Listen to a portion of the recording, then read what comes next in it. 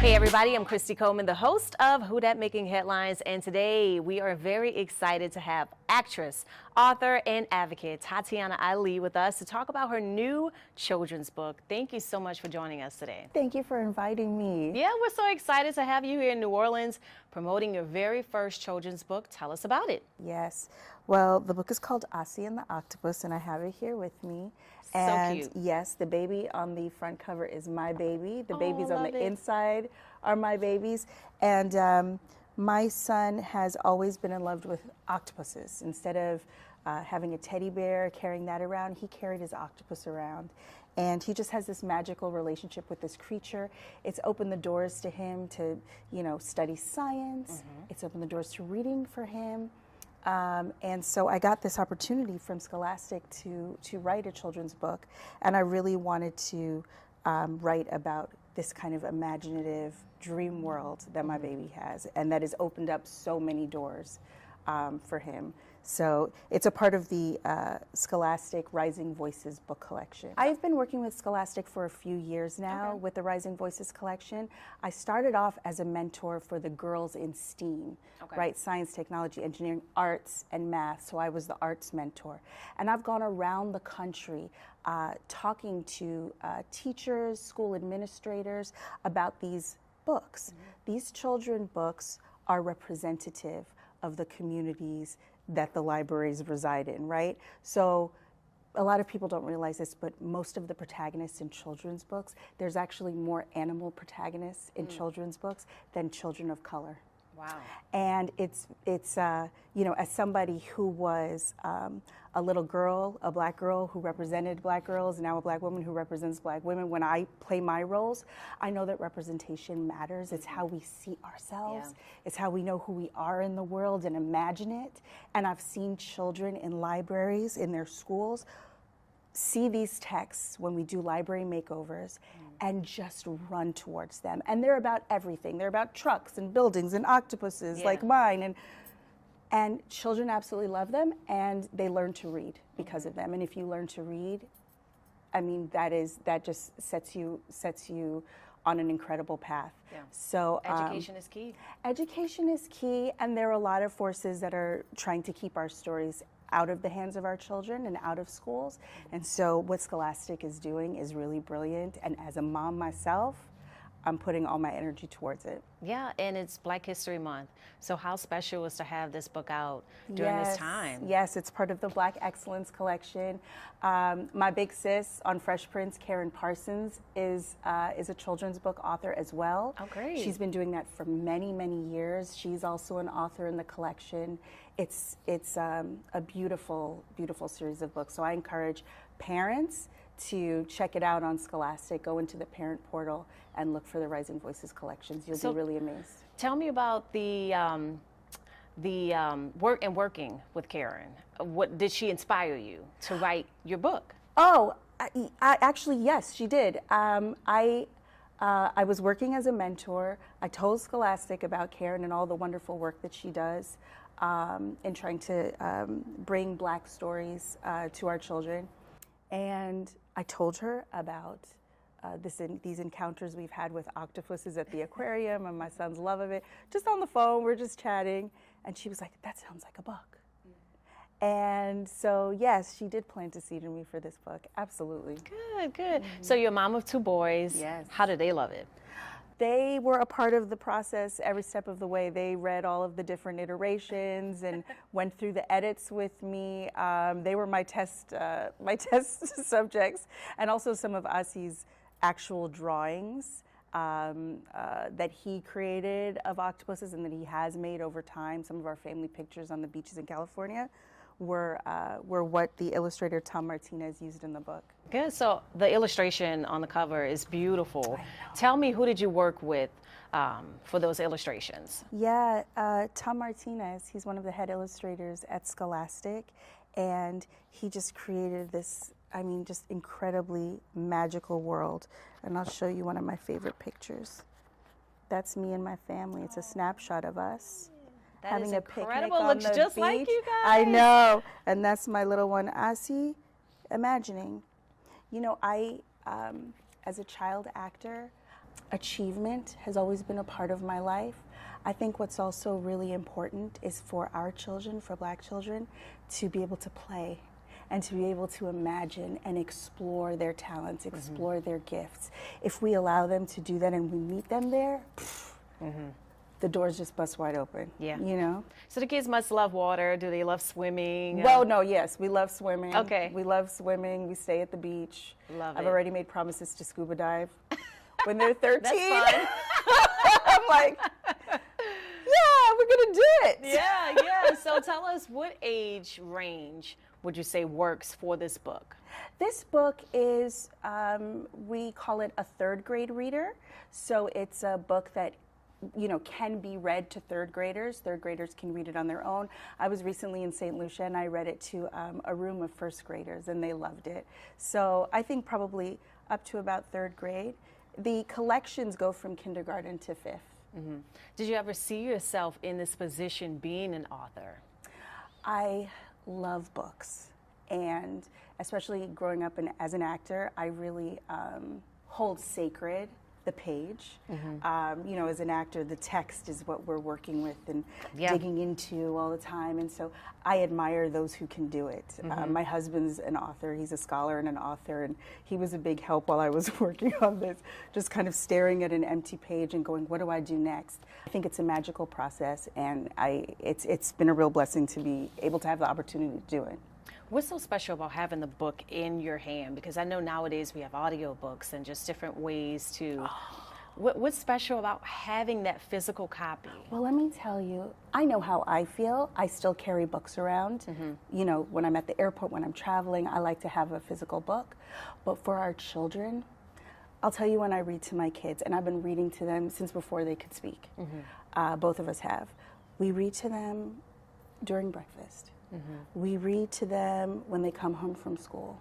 We read to them at night before bed. And sometimes we're even reading novels to them. I tell them to close their eyes, seriously, and imagine, you know, and we'll go through chapter books together. The more you do that and you have that physical book, you know, children even can read illustrations.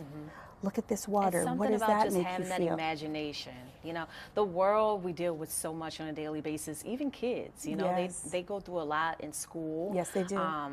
And it's just, I love them holding on to that imagination for as long as they can. Absolutely. That's where, even for us grown-ups, you know, that's how we figure out, that's where our aspirations are. That's how we go from where we've been, where we are right now. That's how we envision and see ourselves, you know, in the future. If you can see that, then you can work towards it. You know that that's a goal. And even better and even more powerful, and there's so many studies that have been done about this, even better when you can see someone that looks like you. How about this? When you can see somebody that looks like your community members. That book doesn't even have to look like you. That book can look like your friend.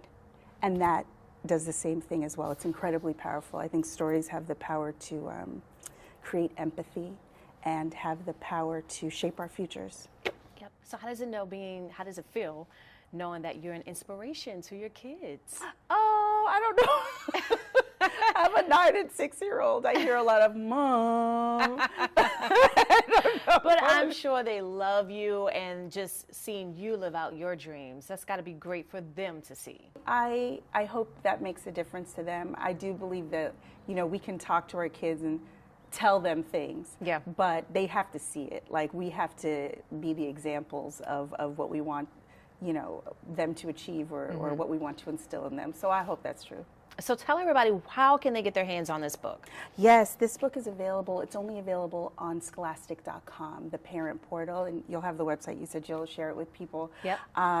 But because it's a part of the Rising Voices collection, it will be hopefully in schools across New Orleans. That's why we're here, to talk to administrators here about the collections. And if parents want to get it themselves, you can also go to my Instagram, Tatyana Ali, and you'll find the exact link for this book in the bio. Okay, so you've got one book under your belt. Do you plan to write any more in the future? Oh, I would love to. I love writing. I've been writing for some time, but this is the first completed work that's ever been published, besides op-eds. Yeah, we're very excited for you about this. And you also have Baby Yams. Yes. Tell us about that company. You're pretty busy. I am. I don't know how that'll happen. Yeah, I mean, you know, things kind of unfold over time, and then sometimes they come out all at the same time. This I worked on for about 2 years. But Baby Yams is came out of my Black maternal health advocacy. So with this baby that you see on the cover, when I gave birth to him, I had a very traumatic birth experience. It led me to the reproductive justice movement, where I learned some of the reasons why I had that experience, that brush with obstetric violence. And I have spent the last almost 7 years traveling, speaking, testifying in Congress. Black women are still 3 to 4 times more likely to die in childbirth. With the rollbacks to reproductive care that have happened, the experiences are even worse. But what I've also learned is that there are absolutely answers, that there is nothing about us that makes that happen, that it has to do with the care that we receive.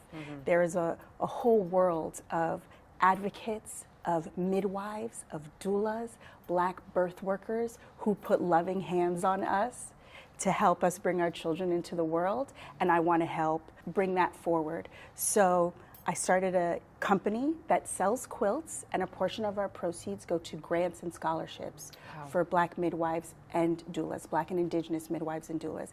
And it's been about 2 years. And it's been amazing. We've been giving to Birth Future Foundation. They provide grants, also to a midwifery college in New Mexico. And people love the quilts. So I encourage people to check them out. Babyyams.com. We use West African fabrics and bright colors, and they're really gorgeous. They're really beautiful. Well, thank you for your passion and just your stance behind this. I think it's very important to have a voice for some who may seem voiceless. Yes, I am in a unique position because of the work I've done in my life, you know. Even you hearing I was in New Orleans and then hitting me up and saying, "Girl, come on, like come and talk about what you're doing." That means a lot of mothers don't get to be in front of people and talk about what they wish they could read to their children or what their children need. And certainly a lot of Black women who are experiencing injustice during their reproductive years and during birth, they don't get the platform to be able to say what they've experienced or you know, what they deserve. So, is there anybody, a website that they can go to if anybody is interested in learning more or maybe even support what you're doing? Yes, so Baby Yams, it's www.baby-yams, like yams, like the food yams.com, and sign up to the newsletter. It's called the Yam House Diaries. I write about all of the work that I do across the country. I highlight organizations across the country. And then if you have somebody who's expecting, feel free to buy a blanket. I mean, that's what we're doing. They're gorgeous, and they're produced right in Los Angeles, made by hand, and they're really heirlooms. Love it, love it. Well, you're an author, you're an advocate, you're an actress as well. I was telling you that I am a big Lifetime fan, so I've seen some of your movies. I love it, I love it. What was it like working on some of those films? Oh my gosh, we had a ball. We had so much fun. I love the holidays. A lot of my Lifetime movies, they're mostly Christmas films. And they've impacted my life because when I decorate my house for the holidays now, it's like I can never have too much Christmas. I'm like, I need a tree over there, a tree over there, a tree over there. All because Lifetime films, we actually talk about that when we're making them. There's not enough lights, not enough Christmas in this film. They're really fun to make. I work with excellent actors to make them. And we get to go on this romantic comedy journey. And I think there's a safety in kind of knowing where the romance is going to go. Yeah. And it's been a joy, and they mean so much to people. Yeah, I'm telling you, I'm like, yep, Lifetime Yay! on the weekend, Get Lifetime. Get your cocoa. And then also you just did a scene in Bel Air. What was it like working on that series? Oh, I did. Yes, I played Ashley Banks's teacher in Bel Air, and it was completely surreal. Yeah. I loved how it was written. It was 2 episodes, but I didn't realize how emotional, how it would affect me emotionally to just be in Bel Air Prep again. Yeah. And to be on the opposite side. To be on the opposite side, to see the kids in the uniforms that I used to wear, but then the things they had me saying to the actress playing Ashley Banks, they did a number on me. Did it bring back a lot of memories for you? Oh, it brought back a ton of memories. And now it's a very different kind of show, right? Yeah. Very dramatic, right? But it brought back a ton of memories, and it was very full circle. Very full circle, and not many people get the chance to revisit a project in that way. What was it like working with Will Smith again on that? It was great. Well, he wasn't on set. Okay. I think I texted him and I was like, look, here's some pictures of us. No, he wasn't on set. I mean, he's hired. That show has a tremendous creator and production team and an acting team. One thing that did feel really good, I was in the trailer about to go to work, and all of the cast during lunch came out and started banging on my trailer door. Boom, boom, boom, boom, boom, boom, come out, come out, come out. And I hadn't even really met everybody yet, so I was very welcomed.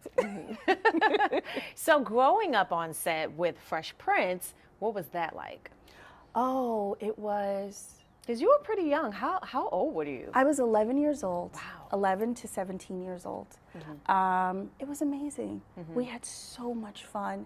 We worked really hard. Yeah. But we laughed till we cried. And some of the funniest moments that people see, we talked about it on the reunion, were those moments where we had a chance to really ad-lib. And they were magical, magical time. What about James Avery? Did he give you any advice that you still take with you today? I mean, I can't even tell you one particular thing because he was a fountain of wisdom. He is somebody, when I think about, my life as an artist, he is someone whose feet I had the opportunity to learn from. He really believed that artists and activism were melded, that artists are humanitarians, that especially as Black artists, we have a special voice and connection to our people and the way we're represented, and the way we own our own stories, right? We don't have to be perfect, but the way we own our own stories. And so I have to tell you that's tied into what you're doing today. Everything I do. Yeah, using the your way I platform do for what I good. do. Yes. And it must have been so much fun. I'm telling you, when I watch Fresh Prince, there's not an episode that I can say I don't like. Every episode is just, I love it. Like, Do we it's make just, you laugh? Yes. Still? Okay, yes, good. That's the point. still. Good. Still to this day, I will watch it as if I had never seen the episode. And I don't know if they make TV like that right now, It's different. It's different now. Yeah. There was, there's not a lot of TV where you could sit down with your whole family and watch. And I think that's the main difference. I'll tell you this, because my siblings and I, we love this episode. And I don't know if you know what episode I'm talking about, but the Tevin Campbell episode.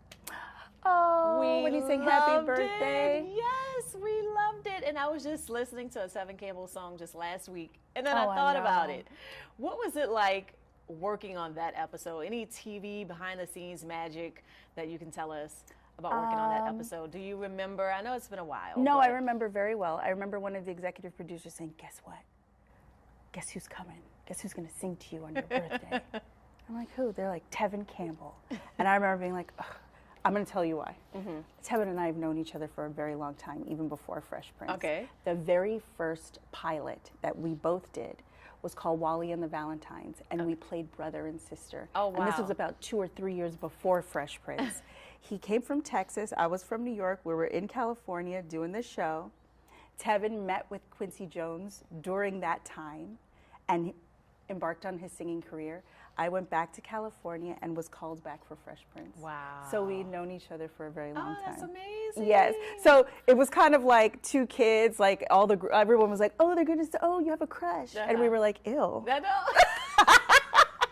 Ugh, he's got the cooties. I know him. No. I know, but you wouldn't even tell. Love the episode when you passed out. That was just hilarious. And just the line of him just saying, happy birthday, Ashley. We love it.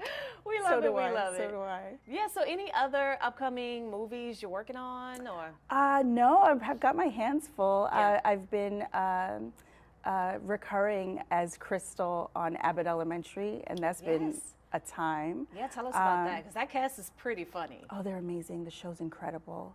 I play Crystal. She's a principal from a neighboring school, and she is a sorority rival to Ava. Yes. Played by Janelle James, and I just have so much fun with her. Crystal's just... She's a lot. I saw one of those episodes. She's a lot. It's fun to play Nemesis. Yeah, I was very excited to see you in that. Is there any role that you haven't played yet that you would like to play? Have you had a chance to think about that? Done both drama and comedy. I think I would like to do more comedy. I don't know how specific the role, how much I've gotten into that. I'd also love to do something where I could sing and act at the same time, because that's, another passion of mine. I love to sing.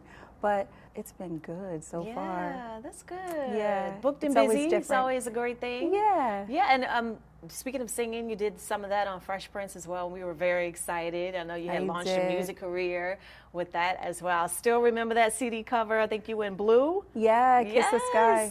Do you remember that? Like just what it was like launching that? Oh my How gosh. exciting was that? Oh, I loved it. I got to see the world. I got to open up for NSYNC throughout the United States. I got to open up for the Backstreet Boys throughout Europe.